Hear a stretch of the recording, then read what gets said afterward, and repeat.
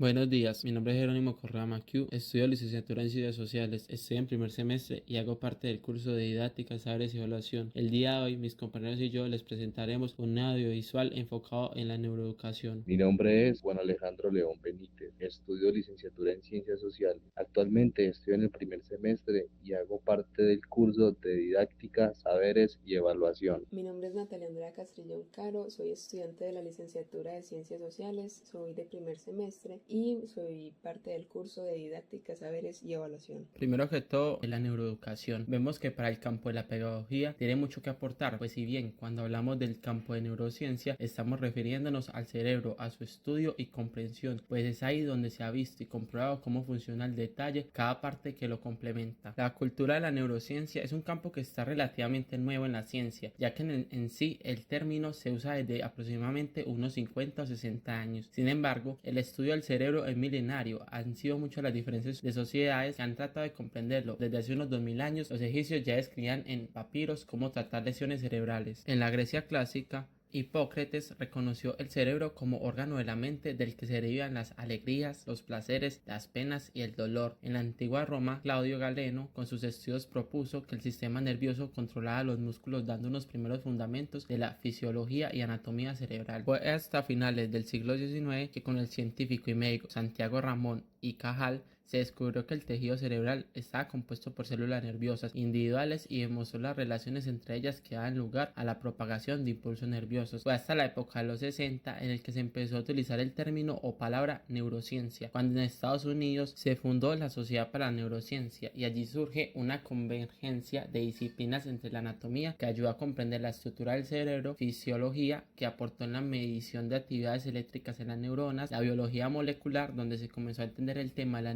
neurotransmisores y la química cerebral. Además, la psicología dio paso a la revolución cognitiva que buscó bases biológicas para la mente. La neuroeducación es un campo muy joven que está sujeto a cambios y busca encontrar evidencias científicas para su aplicación, pues en sí empieza por una base muy material que es el cerebro y cómo éste aprende, cómo reacciona a los estímulos que generan el aprendizaje, los diversos conocimientos y cómo es que el saber de estos procesos nos pueden dar una mejora para la enseñanza en las aulas de clase. Así entonces, diversos científicos se han dado a la tarea de generar conocimientos que evidencien la relación mencionada, como lo son por ejemplo David Bueno Torres, que abarca la neuroeducación por varios ángulos. Sus enfoques más brillantes han sido de la comprensión de la plasticidad del cerebro, es decir, su capacidad para adaptarse y cómo este genera un desarrollo que está sujeto a la maduración de las diferentes partes del cerebro. Ahora, otros autores tienen un enfoque un poco más ligado al desarrollo de la relación entre cómo las emociones inciden en nuestra capacidad para aprender y memorizar lo que se aprende, ya que para algunos científicos adentrados en este campo de la neurociencia han visto cómo las emociones surgen de ciertas partes específicas en el cerebro y se relacionan directamente con el aprendizaje, como ya lo hemos dicho. Un exponente clave de esta posición en la neuroeducación es el doctor en medicina y neurociencia Francisco Mora Teruel, y dedica gran parte de su obra al mecanismo emocional y de atención como el desencadenante para el desarrollo del aprendizaje, sobre todo en la primera infancia, sin dejar de lado el desarrollo a lo largo de la vida. Mora destaca la urgencia de aplicar el conocimiento científico del cerebro para particularmente en áreas como la emoción,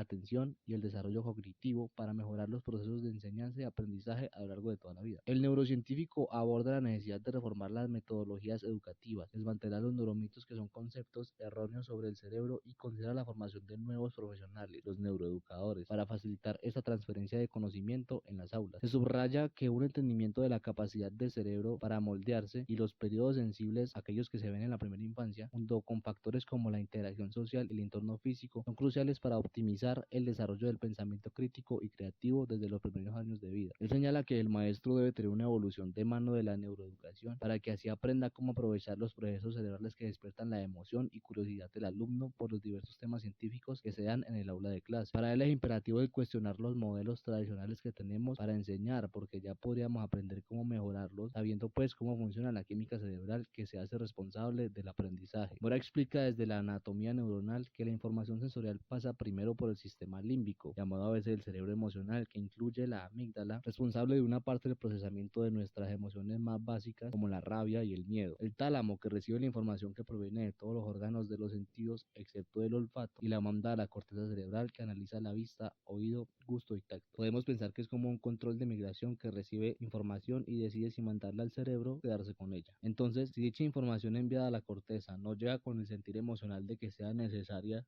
para la supervivencia, pierde su relevancia y básicamente no genera la necesidad de crear un recuerdo para así señalar un aprendizaje. Entonces se sugiere que sin emoción no se despierta la curiosidad, que es el mecanismo innato que nos impulsa a explorar y a aprender. Aquella respuesta, estímulo, la podemos comprender como maestros y así utilizar el conocimiento para dar nuestras clases y asignaturas. En su obra Neuroeducación, solo se aprende aquello que se ama. Neuroeducación trata con la ayuda de la neurociencia de encontrar vías a través de las cuales poder aplicar en el aula los conocimientos que ya se poseen sobre los procesos cerebrales de la emoción y curiosidad y la atención, y cómo estos procesos se encienden y con ellos se abren esas puertas al conocimiento a través de los mecanismos de aprendizaje y memoria. En su obra también destaca el rol como maestro, que al dar las clases la información sea bien recibida. Y es que como se lee, comentaba acerca de todos esos ingredientes que hacen como conjunto un profesor destacado. Entre todos hace relevante ese componente que se llama comunicación. Alguien que comunica muy bien es alguien que en definitiva posee algunas cualidades de actor, es decir, de llegar a quien escucha, de despertar la curiosidad y abrir los ojos de la atención. Entonces, haciendo uso de una cita de Cicerón en su libro, que se considera un puente para la neuroeducación, una cosa es saber y otra es saber enseñar. Se hace un llamado al docente que, como él ha llegado a decir, es la joya de la corona de un país. Al tener la responsabilidad de la educación, somos los encargados de innovar los métodos de enseñanza y los conocimientos que se tienen sobre ellos, haciendo buen uso de la comunicación que despierte la curiosidad del estudiantado, porque el arte de hablar bien se vuelve una herramienta de gran relevancia para enseñar. Ahora bien, vamos entendiendo el porqué de la importancia de la aplicación de la neuroeducación como docentes, pues es una herramienta que nos abre puertas a una evolución de la enseñanza y de sus métodos con la biología. Andrea Goldin, que destaca por su enfoque en la aplicación de la neuroeducación en la enseñanza, nos muestra que la revolución silenciosa que representa llevar los conocimientos sobre el cerebro al aula exige voces que conecten investigación rigurosa y práctica docente. En ese sentido, Andrea Goldin emerge como una de esas voces necesarias, pues su obra propone que el aprendizaje no es una casualidad pedagógica, sino un proceso que modifica el cerebro y que por ello la educación puede y debe apoyarse en la neurociencia para favorecer aprendizajes más duraderos, profundos y equitativos. En su libro Neurociencia en la escuela, Guía Amigable, Goldin afirma que aprender es modificar el cerebro. Esta afirmación resume uno de los ejes de su propuesta: entender que el cerebro no es un receptor pasivo, sino un órgano plástico que se transforma con la experiencia y que la labor educativa puede diseñarse en consecuencia. Desde ese planteamiento se desprenden varias implicaciones fundamentales para la práctica docente. Primero, si aprender es modificar el cerebro, entonces el aula no solo debe transmitir contenidos, sino generar condiciones que favorezcan ese cambio estructural interno. Walden lo expresa cuando señala que, para que el aprendizaje ocurra, hace falta que se den ciertas condiciones. Algunas circunstancias pueden facilitarlo y otras hacerlo más difícil. Aquí se abre un primer argumento. No todas las clases, estrategias o entornos son iguales. La neurociencia indica que factores como el sueño, la nutrición, el juego, la atención, la actividad física y la emoción influyen en el aprendizaje. Si la educación ignora esas variables, está dejando al azar parte importante del proceso neuronal. Por tanto, la mejora educativa no puede reducirse únicamente a contenidos o metodologías, sino que debe considerar el contexto corporal, social y emocional del estudiante. Un segundo argumento al que Goldin aporta evidencia es el de la igualación de oportunidades de entrenamiento de funciones cognitivas. En su artículo Transferencia lejana al lenguaje y las matemáticas de una breve intervención de juego basada en software, demuestra que un programa de juegos diseñado para entrenar funciones ejecutivas en niños de entornos vulnerables produjo mejoras en el lenguaje y matemáticas y permitió que alumnos con baja asistencia escolar alcanzaran niveles similares a sus pares. Ella concluye que esos cambios repercuten en las medidas del rendimiento escolar en el mundo real. Esta investigación materializa el argumento de que la neuroeducación no es un lujo de contextos privilegiados, sino una estrategia para reducir brechas. La conjunción de estos dos ejes, condición para aprender, más el entrenamiento de funciones cognitivas, permite articular una visión de la enseñanza como un diseño basado en el cerebro y no meramente una transmisión de contenidos. Dentro del planteamiento de la autora, ella advierte que no hay varitas mágicas y articula que no me gusta pensar en la neurociencia educacional como una varita mágica o como una receta que mejorará la educación en el acto. Lo que trata de transmitir es que podemos ofrecer herramientas a los educadores para que luego decidan en qué contexto y situaciones son útiles. De esta forma, Goldin destaca el valor del docente como diseñador de contextos de aprendizaje aprendizaje adecuados al cerebro y no solo ejecutor de metodologías preconfiguradas. Desde esta perspectiva, integrar los aportes de Golding en la educación genera 3 beneficios estratégicos. Primero, mejora de la